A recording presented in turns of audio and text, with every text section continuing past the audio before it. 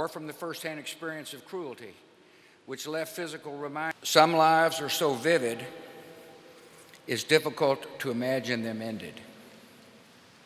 Some voices are so vibrant and distinctive, it's hard to think of them stilled. A man who seldom rested is laid to rest, and his absence is tangible, like the silence after a mighty roar. It was renewed by reaffirming the principles on which it was founded. For John and me, there was a personal journey, our hard-fought political history. Back in the day, he could frustrate me. And I know he'd say the same thing about me. But he also made me better.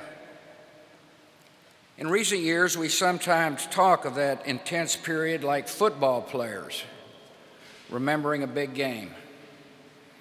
In the process, rivalry melted away. In the end, I got to enjoy one of life's great gifts, the friendship of John McCain, and I'll miss him. And I think their respect meant more to him than any medals and honors life could bring. The passion for fairness. John was above all a man with a code. He lived by a set of public virtues that brought strength and purpose to his life and to his country. He was courageous, with a courage that frightened his captors and inspired his countrymen. He was honest, no matter whom it offended. Presidents were not spared. He was honorable, always recognizing that his opponents were still patriots and human beings. He loved freedom with the passion of a man who knew its absence. He respected the dignity inherent in every life, a dignity that does not stop at borders and cannot be erased by dictators. Perhaps above all, John detested the abuse of power, could not abide bigots and swaggering despots. There was something deep inside him that made him stand up for the little guy, to speak for forgotten people in forgotten places, particularly at the time of greatest need. At various points throughout his long career, John confronted policies and practices that he believed were unworthy of his country. To the face of those in authority, John McCain would insist, "We are better than this. America is better than this." John, as he was the first to tell you, was not a perfect man, but he dedicated his life to national ideals that are as perfect as men and women have yet conceived.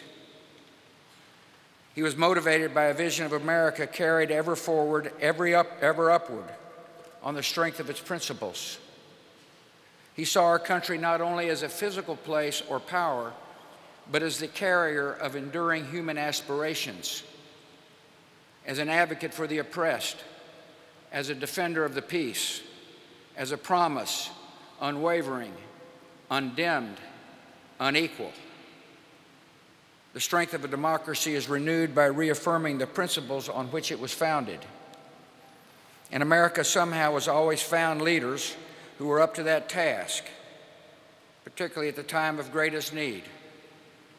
John was born to meet that kind of challenge, to defend and demonstrate the defining ideals of our nation.